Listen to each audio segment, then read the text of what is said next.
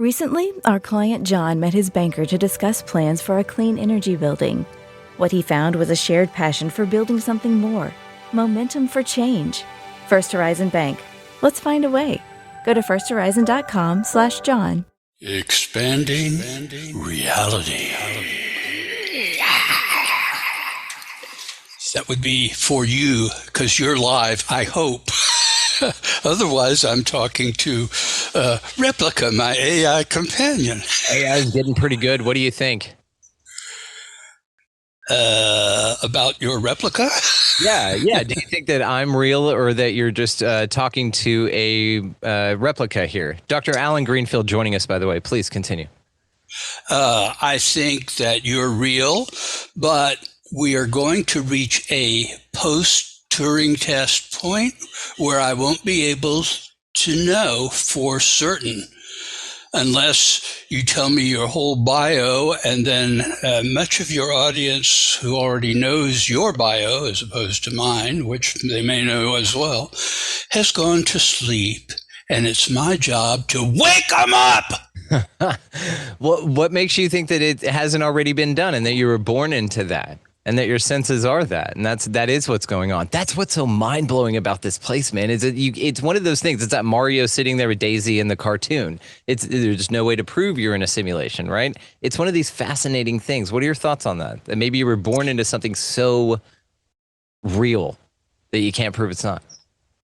Well, if that is the case, then we're stuck.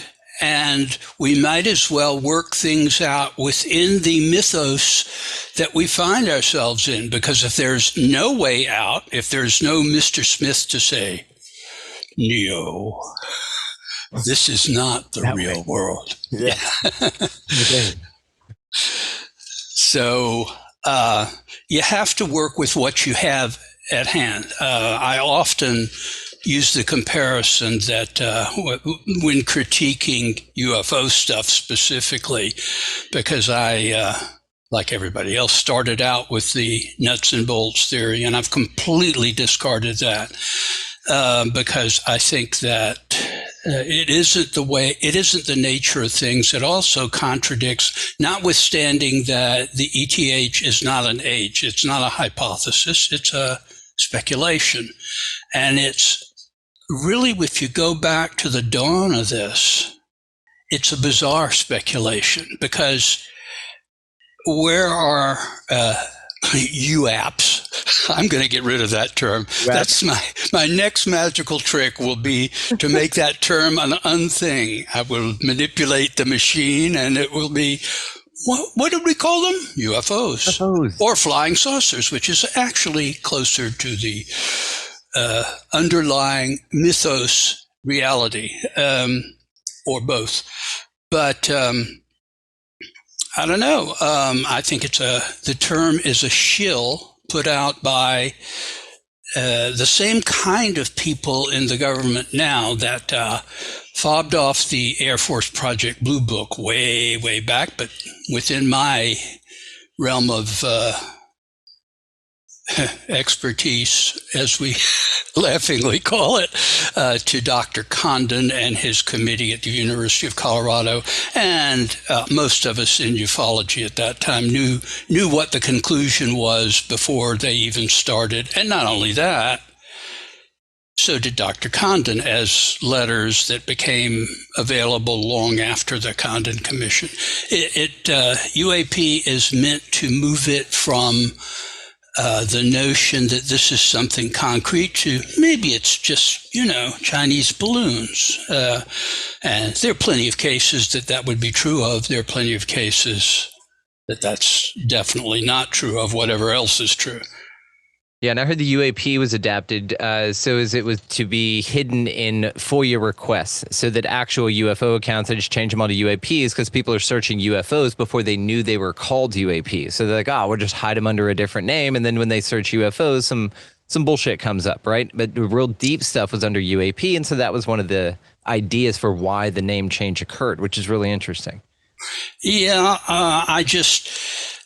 I'm not a conspiracy theorist, notwithstanding that I write for for conspiracy journal press, but nevertheless, I tend to, there have been a few conspiracies historically, otherwise Caesar would have lived to a ripe old age, probably, but and Lincoln, and at least our Lincoln, Yeah. I saw an interesting interview on NBC just last night with Michio Kaku, who actually is a scientist who thinks.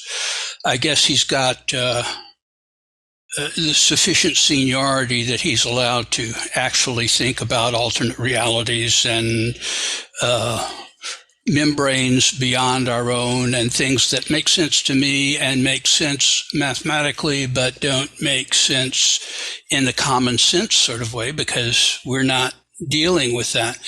And he was, using his own feeling about we think we know what these things are. And I would expand that out, being a para-ufologist, not a ufologist, to ghosts and reincarnation memories and UFO abductions and near-death experiences. And they're all part of one continuum. Yetis and other cryptids, they all have the same underlying characteristic if you strip it down to bare bones. And when you strip it down to bare bones, they're the same experiences, and they've been there in our lore, if you will, going back as far as you can go. By definition, they're prehistoric. You find cave paintings, which, by the way, may be some sort of primitive, maybe the wrong word to use, some sort of hieroglyphics to show, to tell a story of there being a presence beyond what you can find out by looking to our five senses to answer everything. And what I say, as I started to say, is we developed in a relatively recent evolution to have these five senses in order that as we drop down out of the trees, we would not get eaten, but would know how to reproduce and find food. And that was it. That's what these five senses are basically for. So anything that is beyond that is something that takes an enormous stretch, or it takes some sort of chemical alterative, which probably has occurred in shamanism going back to the Ice Age, if not before, or some other means that also go back to shamanism, primitive shamanism. Primitive is in quotes there. Big quotation marks. I mean, earlier. What you smoking there? Come on, be honest. A little vape. It's just a little nicotine dispensary device. Okay, well, it's better than cigarettes, but I'm opposed to the whole process because it's going to fry your heart as opposed to your lungs. So, it's quicker. But I would suggest fresh air. Times Square, you're my wife. Goodbye, city life. Green acres, we are there. Oh, I'm not supposed to be funny. I'm sorry. You're here and you're all of it. Dr. Allen Greenfield. Now, I wanted to bring you back to something that you mentioned there. You were talking about monkeys coming out of trees, our five senses saving us, and then you dabbled into some magic stuff that what Terence McKenna in his book Food of the Gods referred to as the stoned ape theory. And I was also wondering if you wanted to add psychedelics to your para-ufologist list there with the UFOs, near-death experiences, all of that. Do you think that that's in the same realm? Oh, yeah. I first of all, I should use the disclaimer. I am not a druggie and never have been. I've been around drugs since the 1960s because it's very hard to avoid if you grew up in the 60s and 70s. There's this whole group of people who were 1970s sort of like the Weimar Republic. They were dissipating and taking $100 bills and snorting coke off of their cars in the parking lot of the Disco Kroger, as it was here, or what was it, Club 54 in New York. But they've forgotten it. They are amnesiacs, if you want to give Velikovsky's Mankind and Amnesia current street cred. There you go, because most of them, the experiences never happened. But I noticed as far back as the mid-1960s, because I read all of the seminal books on the subject, Leary and Alpert and the third guy whose name I always forget, their version of the Tibetan Book of the Dead, and they were pointing out that it was a good guide for psychedelic experience. And then there was one that was called The Psychedelic Experience. I forget who wrote it, but it struck me at that time, because I was already a ufologist, hey, people experiencing psychedelic effects, and this was all LSD. At that time, it was all pharmaceutical LSD. I mean, we have a different approach to things that were adulterated in the street, window pane acid and other joys of the late 60s, early 70s. But they were always reporting seeing little men. And it was, if you, again, strip it down to its bare bones, the same kind of experience that UFO experiencers were reporting. That's where that pejorative term "little green men" came from, because I don't think they've been brown, they've been furry, they've been short, they've been tall, but they've never ever been green. That goes back to the Woolwich children, which is a long, long time ago. The children of the pulpit. I love that story. Yeah. Yeah, I mean, that's what, late medieval, early modern, 1600s, 17. Yeah, I mean, and of course, even long before that, you have all of the fairy lore, which goes back to antiquity and comes forward to right now. There's I just ran across a channel on YouTube that is sort of a revival of the Fairy Research Society, and each episode, the host interviews some relatively famous person, mostly scientists, interestingly enough, from the 2 episodes I've seen. I don't know, maybe they have, crazy people who also see the fairies. But these are people who, well, in my opinion, when I left Oxford, I saw these fairies, and they took me to Magonia, and there we had a chat for an hour and a half, and I came back, and it was 7 days later, and my wife wanted to know, where have you been? I mean, it's that type of story, and it's identical, of course, to Woody Derenberger and other UFO communicants. I won't call them contactees, because that's a special category. I don't disparage it. I just think that probably they start out as a genuine experience. And then, like the 5 years I worked for the Psychic Friends Network, there was a good deal of embroidery on top of the actual experience, because none of these things can happen on command. Tell me whether God likes me or not. I mean, what are you supposed to say to that? I'm on the clock. Sometimes people call that are from the network, because they were very strict about these things. No scripts, as was reported by our rivals.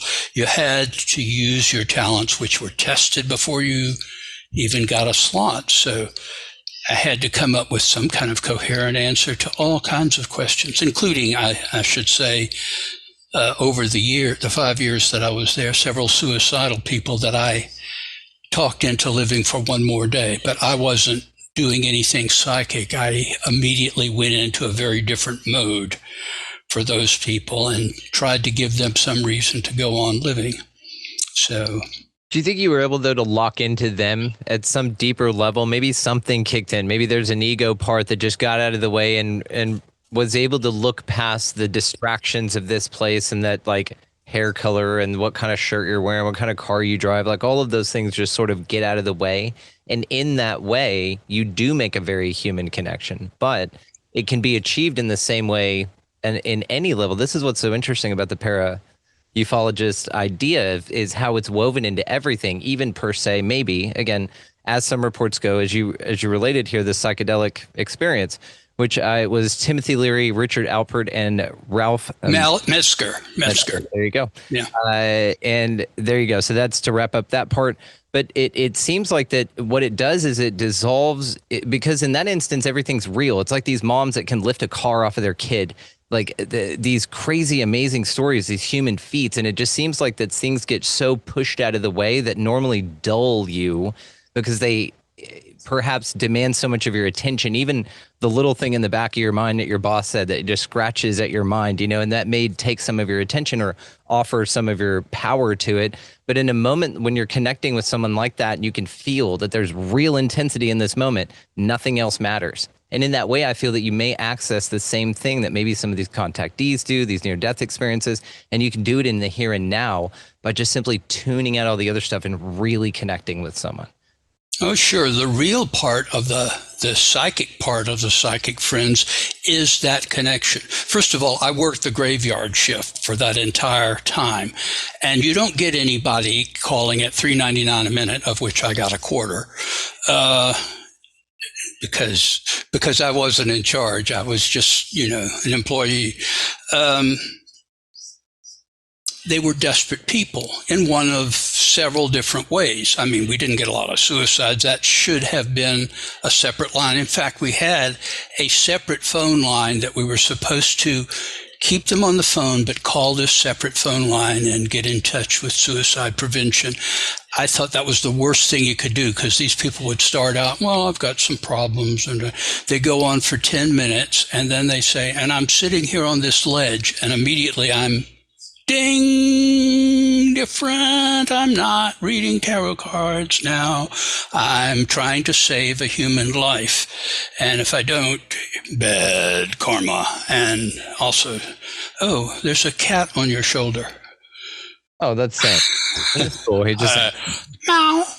It's short for samurai. He's great. He'll be over here in the lap in a minute. Oh, samurai, huh? Okay. He's awesome. Oh, all right. Oh, damn. He broke the katana, ladies and gentlemen. For the audio-only audience, please check the video in the description there. You've got to see this video version. This is fantastic. He's got a katana right now. I've got 3 katanas. One of them is in a shell that my son in the Navy used to sink a ship. It was one of our ships, but it was one that had been, decommissioned, and they were doing artillery practice. So I have this shell casing that is like this, and I keep my favorite katana right next to my door, just in case the Black Lodge or the Men in Black show up at my door, so that I can greet them in a proper fashion. I love a man that just says the katana is my go-to for this. I mean, I live in Texas. We have little different. Our thoughts go in different places is all I'm saying. But I respect a man that shows up with a katana. I'm hoping most of the time that I'm hoping, honestly, where I picture this, and just go with me on this, Doctor, you're only put on clothes for this interview. And so therefore, being greeted by you with a katana would be, I feel, one of the coolest stories to tell on the other side. Yeah, dude, broke into Dr. Greenfield's. Dude is not fucking around. Katanas all over the wall. Now, to be fair, when you went back to going back to your story, just really meant, and I would like for you to comment on my katana analysis here. When you described this, I pictured in my mind, I didn't hear shell and katana as 2 separate things. I thought your son took down a ship with a katana. And so no, he took it down with what amounts to a howitzer on his boat, and they were. I guess he wasn't, the only gunner that was involved in this, because it takes quite a bit, even a derelict ship, to sink it. But they sank it. So when he was home on leave, he brought the shell that he took the ship down with, and I used that first as an umbrella stand, and then I thought, is there a better use for this next to the door? And Katana stand, yes. Yes. You have several katanas in it like umbrellas. No, I have one katana in it. I keep the others on display right above this, just in case you get out of line or your cat does. Oh, he's never out of line. He's good. But the thing is, I love I cats. pictured also then maybe a stack of, just like a collection of katanas. You're so abundant with katanas. You just have them gathered in the shell casing that took down a ship that your son gave you by the door there. Mm-hmm. I think, we probably have some other UFO shit to talk about. Do you want to do that? Sure. Although we can talk about the Men in Black, the Black Lodge, my magical career. Okay, so let's do this. I've got a just really UFO question for you here in a minute, but we can get to that. I do want to know your opinion on the Men in Black here. What are your thoughts on what is going on with that? Amazing stories occur with this, even down to the vehicles themselves being sedan shaped, but the wheels don't move and they'll glide over, let's say gravel roads was the one account, several accounts of gravel roads, but they would glide over gravel roads, the wheels wouldn't turn, and no sound of gravel would emit no sound whatsoever from the car making contact with the road at all. Weird shit like this. In the early 1950s, when that was before my time, but in the early 1950s, there was a flap, July 1952. If you know UFO lore, this is one of those flaps that everybody knows something about.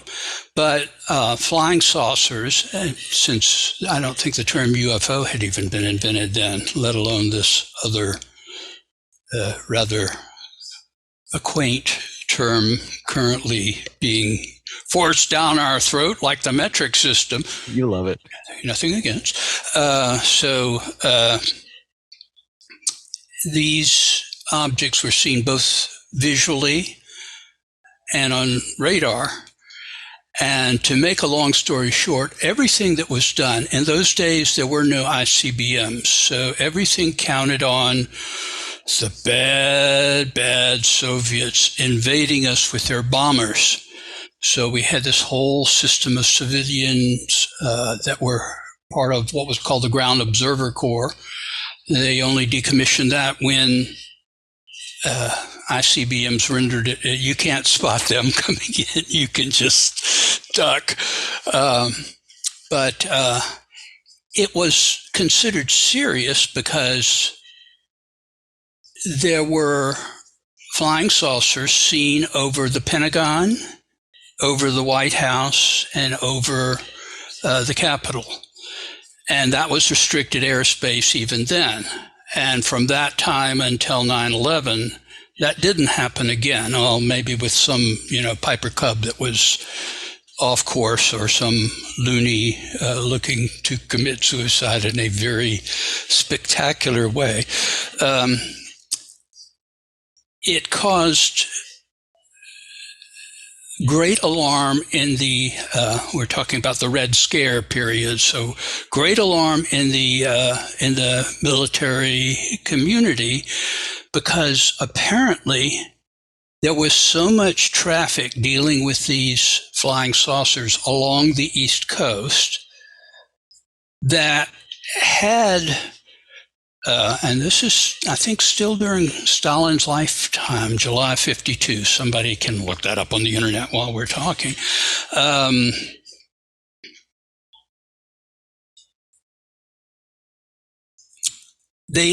The Soviets, had they been of a mind to do a first strike on American cities, could have, at the minimum, gotten in to the East Coast and Washington, New York, whatever else they think was important to us. Philadelphia, maybe a little inland, but still. And I think that is, with hindsight, I think that's a very, very unlikely premise. But it caused, at that time, I'm not sure if Project Blue Book had started. I think it may have still been Project Grudge. But the CIA decided to convene a panel on how the government should react to flying saucers. So stay with me, because this will circle around. I more or less promise. if I don't get diverted. So the CIA panel, and all of this now is public information. Invariably, some of the somewhat quixotic nuts and bolts people are always suing for Freedom of Information Act. So this is the entire CIA report. I think unredacted is on the internet, and you can look it up. Anyway, Dr. Hynek was on this, and some of the scientific luminaries of that period, and also some of the paranoid Red Scare people. And they reached the conclusion that this is where it gets into, you have to be Roger Corman 1950s apocalypse now mentality. But the Reds, the Communist Party USA, the 250 people that they had then, would infiltrate private flying saucer clubs, of which there were like 2 at that point, and cause the rumor of a flying saucer flap to take place just when they had been instructed by the Comintern to confuse our radar and military so that the Soviet bombers could come in and destroy us. Shortly after that, and for some time after that, there were some Men in Black cases that I have reason to believe were basically government agents trying to scare, and successfully so in some cases, flying saucer enthusiasts to abandon their organizations and close them down. I don't know what kind of threats they used because these people stopped talking, but that happened in not only in the United States but in allied countries around the world. So it was pretty much, I think that ended in 1956 with the establishment of NICAP, the National Investigation Committee on Aerial Phenomena, which appeared to be a civilian organization, and this may sound familiar in more recent days. Its primary focus was on lights in the sky, and the government knew what these things were. So we had to have disclosure of what the government really knew, which was probably nothing, because by that time Project Blue Book was in full force, meaning one middle echelon officer, one enlisted man, and a secretary. That's Project Blue Book. Trust me, after they closed down, I, through circuitous routes, was able to look at the files, and they had some interesting cases, but they clearly didn't know what they were doing. They were basically 80 to 90% of the time, they were looking at newspaper clippings and copying them down. So, this was not deep investigations. Most private UFO organizations were doing better. But NICAP has an interesting history. The original director was a guy named Townsend Brown, who was a civilian, and as far as I know, had no special government connections. He was just a guy who appeared and disappeared very shortly and was replaced by Major Donald E. Kehoe, who I knew slightly,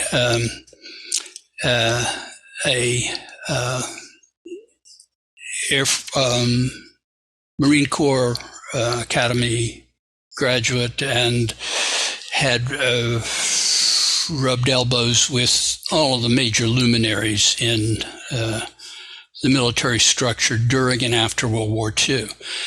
And he organized the board of directors. Guess who the chairman of the board of the civilian National Investigation Committee on Aerial Phenomena was? Rear Admiral Roscoe Hillenkotter. Now, that name may show up in other contexts because Admiral Hillenkotter was the first director of the CIA. And although I joined NICAP a few years later as a barely teenager,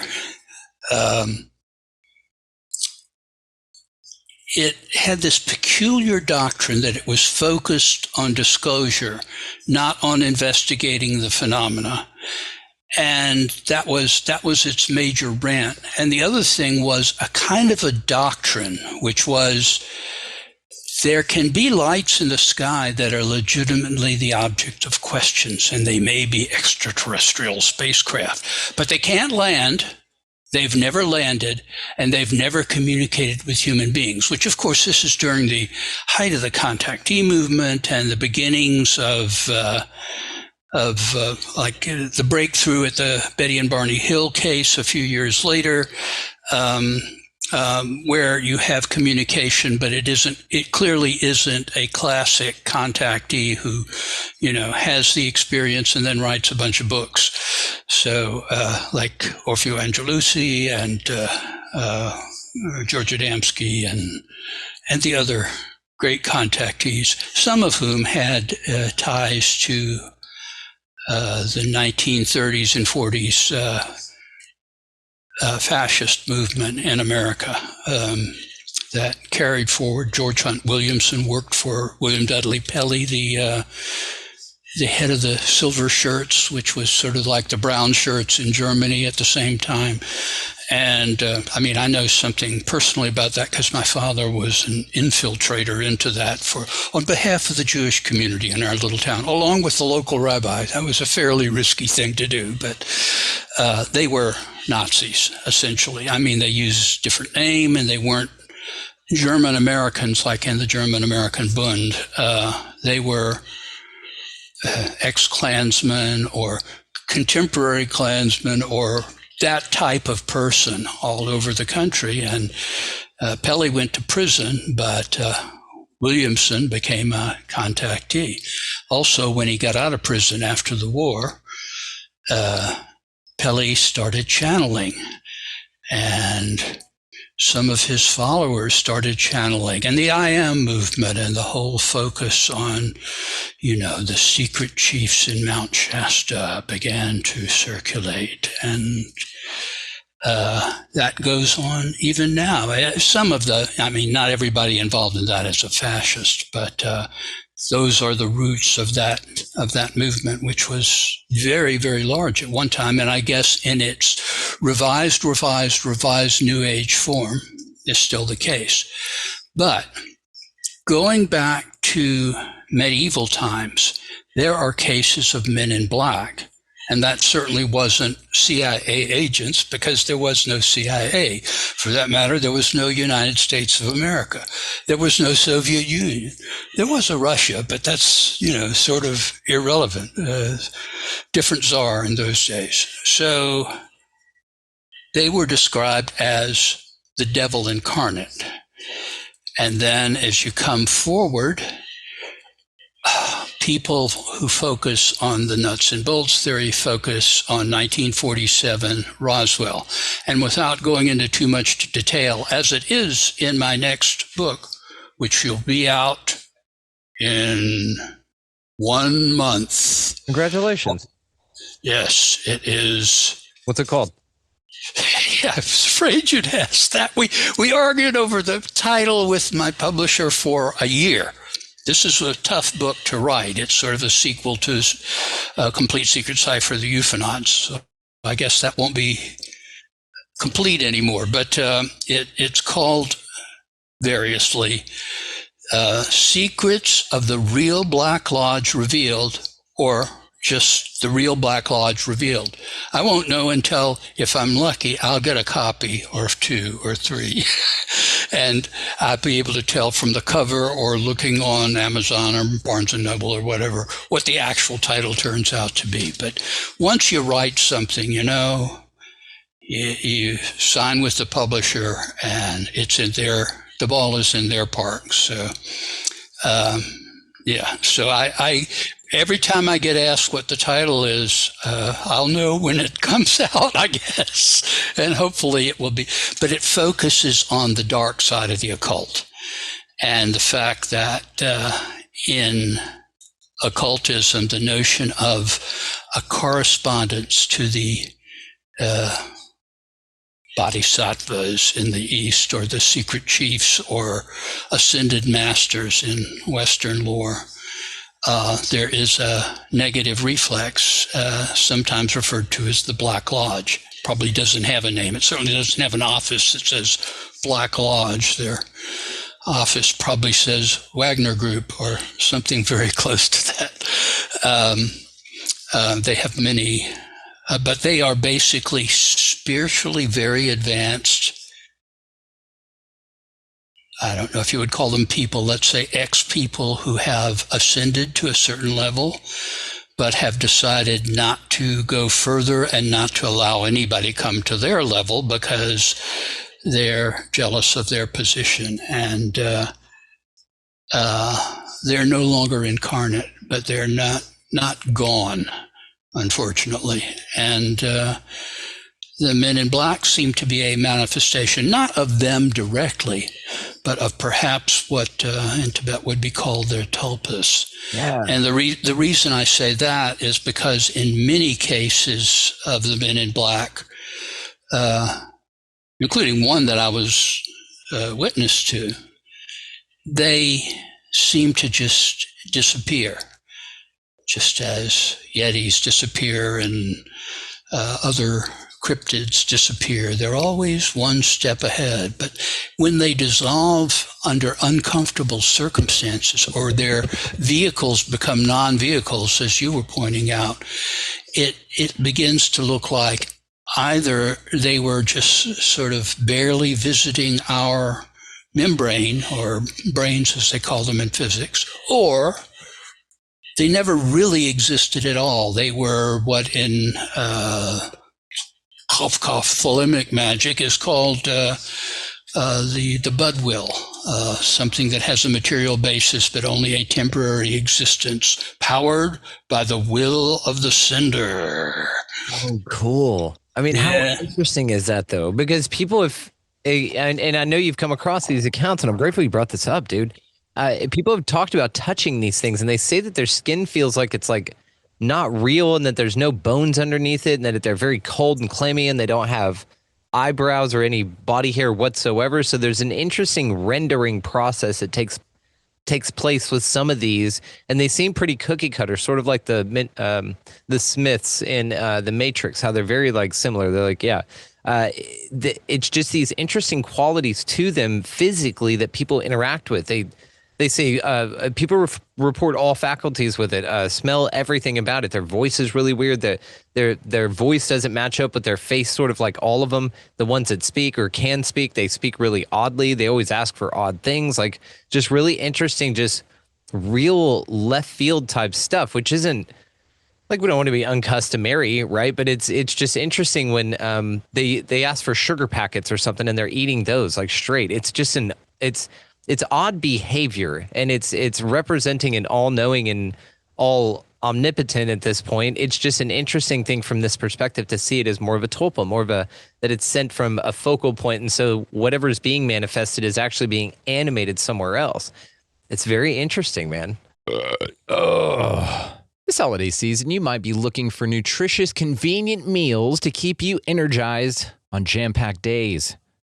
Factor, America's #1 ready-to-eat meal delivery service, can help you fuel up for brekkie, lunch, or dinner with chef-prepared, dietitian-approved, ready-to-eat meals delivered straight to your door. They just drop them at your door, people.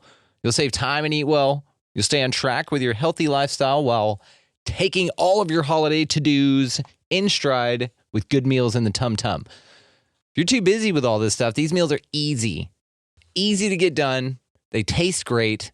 All you've got to do is head over to factormeals.com/expandingreality50 and use code expandingreality50 to get 50% off. That's code expandingreality50 at factormeals.com/expandingreality50 to get 50% off. One of my favorite cases, because it's emblematic of the whole Men in Black phenomena. It wasn't my case, it was John Keel's case, but and I believe it's in one of his books, but I read it, I think Keel wrote me about it or whatever. It was in a remote area, well, no longer remote, I hear, but of New Jersey, in the far south of New Jersey. And this family had seen a UFO. I may be garbling the case slightly, but I'm giving you the essence of it. And this pasty-faced man dressed in black with a black hat on comes to their door and claims to be a UFO investigator and just wants to sit down with them for a few minutes and interview them. So they do the thing that you're told in vampire cases, don't do it. They invited him in. And he came in and sat down and started to ask basically standard, the kind of questions that MUFON's list of standard questions, which only yield either nuts and bolts answers or natural phenomena under unnatural circumstances. There's no third possibility there at all. So he's asking that type of question. And then he starts to get very nervous. He starts to sweat profusely, according to the family. I think he looked at his watch and said, I really need to leave. And they said, no, we'll get you, would you like something to drink? I think he asked for some sugar, but I may be conflating that with other cases. And he really wants to leave and seems to be becoming less and less like a person and more like this rubberized, sweating thing. And he makes it to the door, but staggeringly goes out. Now, these people lived in a relatively remote area, so there were no other, houses nearby. So they follow him to the door, and they want to see what kind of car he was driving. They opened the door. A few seconds later, maybe at most a minute later, because they didn't want to encounter him again. They got the creeps from this. This was a cringy sort of experience. And he wasn't anywhere to be seen, and there was no vehicle present at all. This is out in the middle of nowhere. And that was the end of the experience. It's called the Cape May case, and that was the townlet that it occurred in.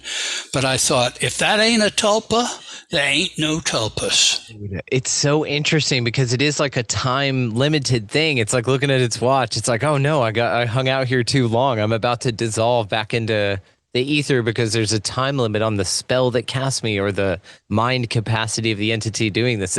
That's a fascinating approach. I've never heard that before. That's super interesting.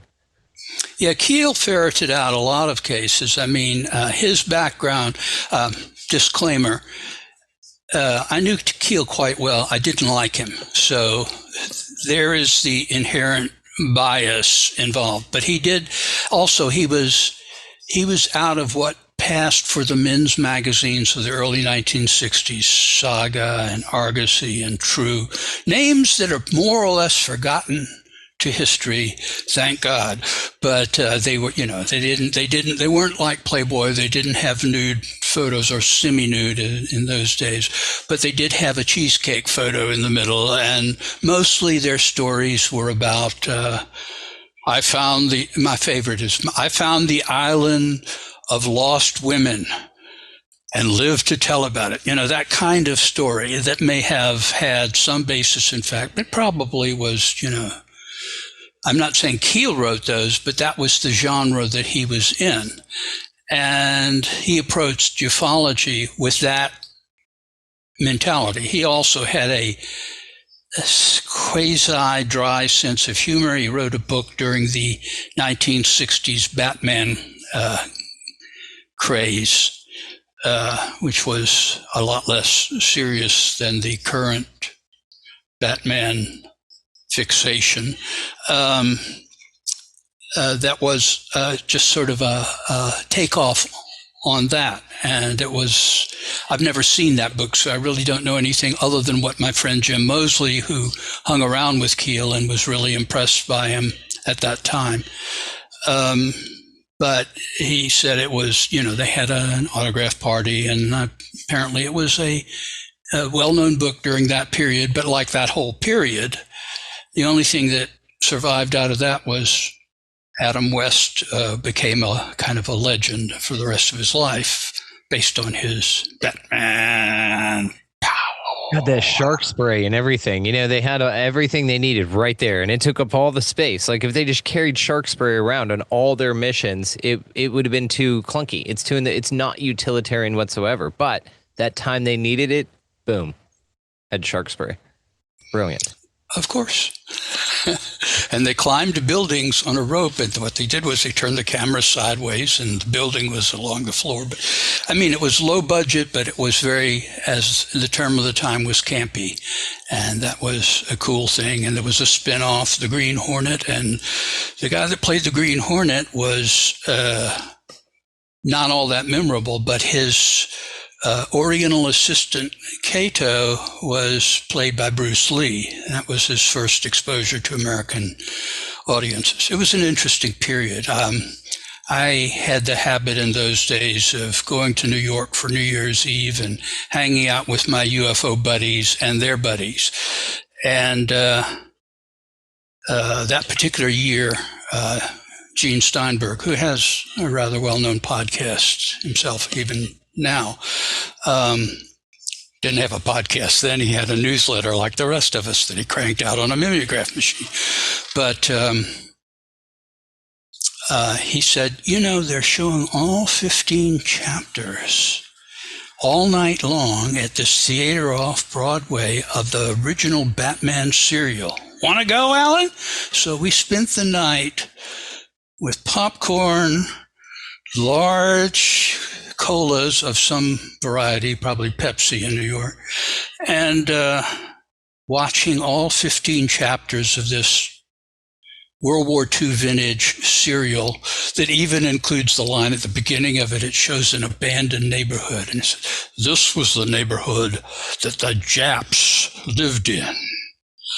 But wisely, our government has closed it down in order to pursue the war which Batman is pursuing in this empty village. And they, of course, had a guy who was playing the Japanese villain who, in fact, I think it was J. Carrol Naish or somebody that was certainly not Japanese or Chinese or Oriental at all. It's like, the Charlie Chan movies up until the 1950s never had anybody who was actually of Oriental extraction playing these Oriental people. It's like it was just all the people times in the were all Italians, and they were playing cowboys, and it's just really interesting. Or Indians, the only in the classical, mainly for kids programs on 1950s television and into the 1960s, in fairness, that were the Indians, the Native Americans, the first Americans. They were all Anglo people of one sort or another, except for Jay Silverheel, who played Tonto, the sidekick in The Lone Ranger. Did you ever see the movie Airheads with Adam Sandler and Brendan Fraser? I think I've seen every Brendan Fraser and Adam Sandler movie. So, yeah. What's the name of the band? They're called the Lone Rangers, but it's with an S. So they pluralize Lone Ranger. I think that's awesome. I wanted to do a callback to some of the things that you were talking about here earlier that I was checking on. Stalin's death. So this is a speed round for anybody keeping track here. Stalin's death, March 5th of 1953. So you were correct. Project Blue Book was succeeded by Project Sign, of course, 47 to 48. Project Grudge, 48 to 52. Blue Book, 52 to 69. But it's March 5th, 53 is when Stalin died. March of 52 is when Blue Book began. I'm just saying. It's just an interesting correlation. That is interesting because that exact timeline, Blue Book comes out of Grudge, which was basically just a change of name because Grudge people, the few people that were interested in ufology in any kind of serious way at that point were saying, why is it called grudge? Is this a grudge thing? They said, no, it's random generation. So, it became Project Blue Book in March. And then in July, there's this flap over DC. And then the following year, early in the year, I believe it was, the CIA convenes its panel that among its many conclusions was, we need to downplay the whole phenomena because it plays into the hands of the Soviets.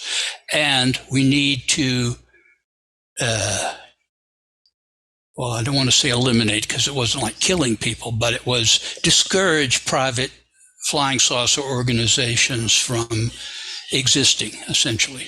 Yeah. It was you have to, I was a child, so I don't, I didn't have an interest in politics. I do remember the July 52 wave because my father was talking about it quite a bit and it just soaked into me. People say, when did you get interested in ufology? And I say, I must have always been interested because I was like 6. And yet when he mentioned, that was a headline in the newspapers, my antenna went up, and I can't tell you what I was doing the day before or the day after, but I know where I was, Miami Beach, when it was, and who said it. It was my dad. So, Interesting. It's almost like your own Kennedy moment or your 9/11 moment, but it was the 52 flyover DC. That's really cool.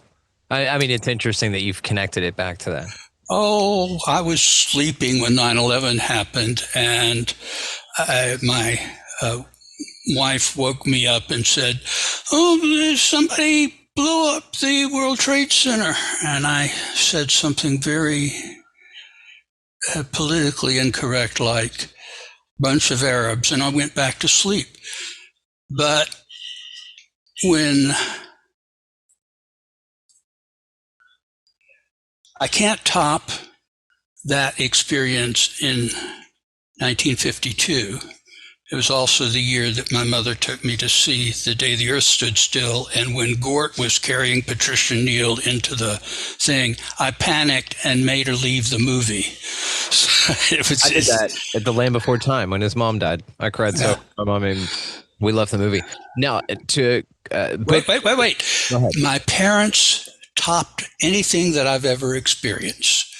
On December 7th, 1941, and they were living in my hometown, 200 miles from Atlanta. They decided to go to Atlanta, and on Sunday morning, December 7th, 1941, they were eating at the only Japanese restaurant in Atlanta. Of all the places you could be during the attack. Yeah. Yeah.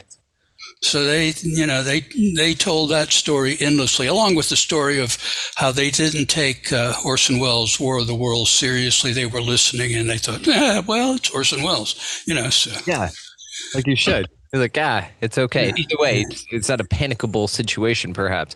Now, also, the U.S. Air Force did establish the term or coin the term UFOs in 1952. So you're absolutely right. It's after the, of course, flying saucer was by the Kenneth Arnold sighting, which of course he just said he described it as saucer skipping over water. Somebody writing the story, the headline said flying disc, flying saucer. And so the journalist is sort of the one that coined that in the Arnold case. But the UFOs officially cited here as U.S. Air Force is saying, we did it. We'll take it. 52. Yeah, it was a very eventful year for the flying saucer phenomena, and very revealing when you do the timeline. So there we go. It's a wild time. So do you feel that we're in another flap now? No, I think what we're in now, largely because of the exceptions noted, the horrible programs that pump the ye olde extraterrestrial, quote, hypothesis, unquote, on TV. The History Channel, I did some of those. I stopped doing them because they were acting. They were not. You have fun? No, I got well paid for those, but I felt like it was acting, and I'm not an actor. a serious person about this stuff. I do see the humor in it, but these programs were meant to sell soap. And I quipped about the History Channel. When they ran out of stock footage of World War II, suddenly ghosts and flying saucers and ancient aliens. I did that program once, and I was going through, that kind of midlife crisis of I don't want to be associated with ancient anything. But I did quite a few of those shows, and I remember that particular one was Brad Meltzer's Decoded, and I've told this story elsewhere, but I'll share the brief version of it. So they flew me to New York, put me in a nice hotel, sent a car for me, or cab, I guess, and took the ferry to Liberty Island, and I was supposed to meet the three people. I believe this was one of the very first episodes of Decoded. There are three experts, and I get off the ferry and I find them sitting at a table, and they present me with a bunch of questions about the connection between the Statue of Liberty and the Freemasons who built it. And, I knew what the questions would be, because with those programs, you're told in advance what they are. So I showed them some picture of the Colossus of Rhodes, and that it seems to be modeled on those. But at no point, at any time, did I ever think anything like this question that came up, which was, do you think this statue should be torn down? And I said, no. Think about Emma Lazarus's poem on the base of it, and how many people, including myself, have sailed past the Statue of Liberty, going and coming, but especially coming, and think about the message that the statue is meant to, convey, which is, give me your poor, you're tired, your huddled masses yearning to be free. I said, whatever the intent of the people that designed it, Eiffel, who designed the Eiffel Tower and then wanted to honor America with a statue of, the goddess Liberty, and two other Freemasons. Well, in those days, half the men in Western civilization were Masons. That was not some sinister thing. It was what you did on Saturday night, because there wasn't any radio, no television, and barely any movies, all of them silent. So, and experimental at that. So I said that would be a tragedy. Guess what got cut out of the interview? That whole answer. I mean, you could practically hear the Star Spangled Banner playing in the background, because I knew, if this gets on television, I'm doomed. They'll take me to Gitmo. I am doomed. So I'm, being sincere, but I was also being somewhat melodramatic about it. Instead, they cut away from my interview and they cut to this loony, some New York, Brooklyn loony who says, yeah, they should tear the damn thing down. It's a Masonic conspiracy, which was more their style. And I at the end of the interview, which was very long, which was cut down to like 5 minutes from a couple hours of conversation, they say, okay, we need to film your landing on the island. You see, you need to go back to the ferry, act as if you're coming off of it, and come to your mark. Well, I have a son in show business, so I knew what a mark was. So I said, my mark? I thought I was an interviewee, not an actor. And then come to your mark, recognize the three people, go and shake hands with them. So I thought, am I going to do this? How many takes is it going to? Maybe I can do it in one take, because this feels fucking humiliating. So I walk to the mark. I look down as the script calls for. I go, and I go shake the hands of the people I've just spent the last 2 hours with, like I've never met them before. And it happened. This was in New York, well, obviously.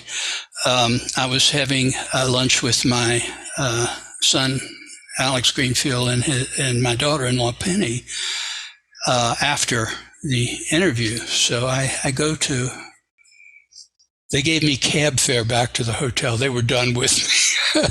So I go to the restaurant, and I said, Alex, he's a screenwriter. So I said, Alex, do I need to join SAG-AFTRA now? Because basically I just did an acting job, and I know New York is pretty particular about non-union actors. I don't want to cause you any problem, because he is in the writers union, which is currently on strike when this was taped. I don't know if it'll still be on strike, but I don't get to see any Bill Maher right now, because anything that is scripted is not available. We're cranking along. We're doing great. Yeah. Well, I don't think newscasts or podcasts, which are newscasts of a sort, are covered by the writer's strike. It's for those who write fiction, or semi-fiction, as in the Bill Maher universe. I mean, his podcast is on all too often, actually. So that is not covered. I think podcasts so far are exempt from, just about anything on the internet is exempt. But, commercial and cable and streaming television, it's all on strike, and with good reason. I mean, the writers get treated, once the script is in, the writers are pretty much forgotten. And there are those like my son who, have a successful career. And then there are far more people who maybe have one shot or two shots, and then they're gone. Used to be true with actors as well. I've always heard that the Three Stooges wound up in the old actor's home completely broke because they had never gotten residuals. So the whole second half of their lives, they were in poverty, even though their stuff was constantly being reshown, because Hollywood did not cover residuals. And in those days, it was all Hollywood. It was not, filmed in the Czech Republic by non-union people. What's your son's favorite, the project he's most proud of? I don't know which one he's most proud of. His current film is Lullaby, which is now migrated to, I think, trying to think of what it's called. One of the streaming actually several of the streaming services. I know it's on Vudu because I downloaded it from Vudu. And what is that? Hulu. Yeah, it's it's featured on Hulu. And I don't think, my opinion is that's not his best work. His best work is a salute to Roger Corman's beach movies. And I think that they settled on the name Blood Sand. And it's a very good movie. It's creepy, but all of his movies are creepy. He's a Lovecraftian, So, I mean, he grew up with all this stuff. So, I'm into the nonfiction part, and he's into the fiction stuff. Although I will say this, on Lullaby, he did talk to me about it. And so the foray into Jewish Kabbalistic lore is very authentic, because that's my home ground. So, and for that matter, his. So, unlike most movies on that subject where somebody reads the Wikipedia article on the subject, Golem, something that Jews fashioned in the Middle Ages out of clay. I mean, they don't, these things are, I tell people, I'm all over Google. There are thousands of entries because I've been on the internet since it was the ARPANET. But don't go to the Wikipedia piece on me, because hold up here, I'm sharing it now, and we're going to talk about it.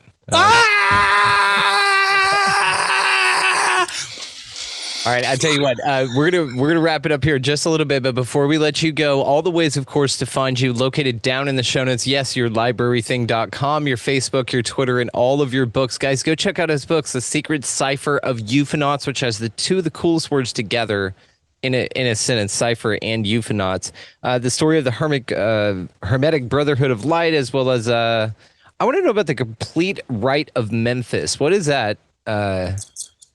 Well, it's a Masonic rite that is not recognized by the Grand Lodge of England, but has a more esoteric cast to it.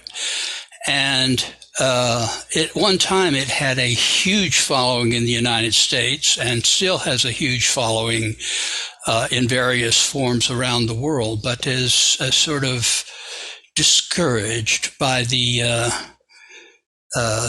northern and southern jurisdictions of the ancient and accepted rite of Freemasonry and the free FNAM, the Free and Accepted Masons, which are the two big bodies in America. I mean, it's an aging population, but it's like 1 million.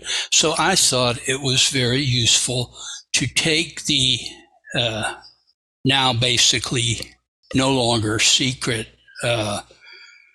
Rite of Memphis and pretty well reconstruct it for the current generation of people who might be interested in perpetuating it in one form or another. After all, I did spend 20 years in the OTO, and it is one of many claimants to being the heir of the ancient and primitive rite of Memphis and Mitzrayim, and also, not the only one, I should say, and also it has influenced a whole body of Gnostic traditions as well. So I wanted to get out the essential rite of Memphis. It isn't, perfect. There are some degrees that you'll only see the signs and grips, which are very important in any Masonic body, but it's a good basis. And I happen to know that there are certain Grand Lodges around the world that use my book as the basis for reconstructing the rite. Cool. So it's very flattering, but it also means I've done good on that one. Yeah, that's really interesting that you brought out a rite that's not, recognized, so therefore it may have gone unnoticed. And then I'm thinking, more of it's like the Masonic equivalent of a Gnostic gospel almost, and you didn't let Constantine just sweep it under the rug. So well done, sir. I dig it. I want one final thing for you, and then I promise to let you go here, but we're definitely going to have you back. Again, guys, all the ways to find him located in the show notes. What the hell's going on with the sun? Well, I did mention that the new book, notice I don't say the title because I can't remember, the Black Lodge book. I'll just call it the Black Lodge book. The Black Lodge book. Yeah. Secrets of the Real Black Lodge Revealed. The reason the word real probably will be in the title is because the David Lynch, well-informed, in fact, he gets an advanced copy, use of that in Twin Peaks may cause some people to think, well, this is a book about Twin Peaks, and it's not. It does refer to that, but it's not. Black Lodge is something in occult lore that goes way, way back under that term, and probably goes a lot further back under other names. That's not what they call themselves. That's what it is. It's a lodge, but it's a Black Lodge. Madame Blavatsky, who didn't like any of them, called them lodges of magic, which I thought was quaint Victorian prose. But where was I? What about that? The real secrets of the lodges of magic. Talk to my publisher. It's out of my hands. Play on it's sort of a nod, but it's also sort of a recognition of that, not your disdain for it, but your alchemization of it. You're making it your own. Well, if you get past the cover, you're going to see, I know most of the people that I know are sort of New Agey influenced and have a benign view of the occult and of ufology and cryptozoology. I do not. Yeah. I think that there is that side of things, and it certainly exists. But I think that there's an equal but opposite, George Lucas, forgive me, dark side of the Force. And there always has been. And that's what this book focuses on, because there's far too much that is sweetness and light and not enough on what invariably goes wrong, what in Jewish lore is called the Yetzer Hara, the evil inclination, as opposed to the Yetzer Haba, the good inclination. They're both at war in all of us. It goes back to Zoroaster, if you really want to go that far. Zoroaster is fascinating, and that's an awesome subject. Yeah, in fact, I think how that got into Judaism was during the Babylonian exile, because that was during the Persian period, at least the latter part of it. And the Persians, of course, was the society in which Zoroaster lived, and which ultimately became, well, not penultimately became the religion of Persia, although Islam conquered, the Arabs conquered it, and now it's a very, very Islamic country. So it's not dualist, it's a very one force, and all others watch out. Another thing like that our entire planet gets to observe is the sun. So what do you think is going on with the sun? Anything funky? Yes, I think first of all, when the Carrington event, look it up, it's a long story and you don't have the time, occurred in the 1850s, I believe it was, the only communication tool that was long distance at the time was the telegraph. And the sun had an electromagnetic event, and it fried the wires, and telegraphy was an interrupted journey, so to speak. Now we're talking on it right now. We are a global, interdependent, for better or worse, interdependent entity. Our records are generally kept post, let's say, 1970, are kept in machinery that is subject to electromagnetic pulses. And the sun now is acting far more temperamental. It's supposed to be in a relatively quiescent period. There is a theory that I tend to credit somewhat, that about 10,000 years ago, there was a massive solar event that basically moved the climate of the Earth moved it into the Younger Dryas, which is the period that everything we actually know or think we know about human history began. And this is something that a handful of people, most prominent being Graham Hancock, are proponents of, although there's the alternative that there was, just like with the dinosaurs, there was another asteroid that hit the Earth. But there is convincing evidence that it was a solar event that just created glass out of sand, which involves, nuclear level heat. And if there's any truth to that, and if we had anything like a hiccup in that direction now, I suspect that pretty much all of our technology, all of our high technology, would be fried. We know from some of the earlier flying saucer experiences that when flying saucers would go over a car, the car would stall. There's a lot of talk about that. Not recently, interestingly enough, but then cars operate in a very different way now. But the electronics in cars now would be definitely subject to the exact same thing that the internet and any kind of soft media would be subject to. So we could get wiped. And what Hancock says about previous civilizations, I don't know if that's true, but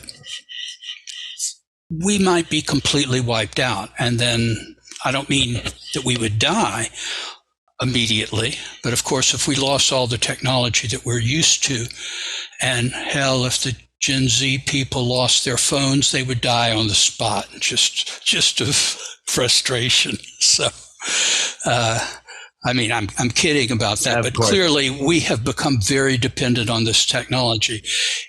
I did radio interviews as far back as the 1960s. I had to go to the studio, sit down with a host, and it would be broadcast on the AM, then, dominant method of communication on radio. Same with early television. Now, this is the norm. I prefer it because I'm sitting here in the relative comfort of my living room, and it is relative. And you're sitting presumably in a comparable location, although for all I know, the studio behind you is a green screen projection, and so be it. We haven't determined from the beginning of the episode if I'm even real or not. We haven't determined. Yeah, that's what we've come full circle because Sheboygan. That's what one of my ex-wives used to say when we'd go through the drive-thru at McDonald's. They said, "Welcome to McDonald's. What is your order, please?" And she'd say, "Sheboygan," because it caused consternation on the part of the poor minimum wage worker inside. Is that with fries or without fries? Sheboygan. Sheboygan. It's a town somewhere, Michigan, I think. I want to say, Sheboygan. This is Wisconsin. Okay, thank you, sir. We're gonna take your word for it. I'm not even gonna triple check that. Carrington event 1959, September 1st and 2nd. Hopefully 1859. It was 1959. We are in deep shit. I was looking at something else. 1859, the 1st and 2nd of September, 1859. Dr. Allen Greenfield, dude, you're amazing. We had such a good time with this. We're absolutely going to invite you back. Again, listening audience, all the ways to find him located in the show notes. If you did not catch the video version of this, highly recommend you do. He's a delight.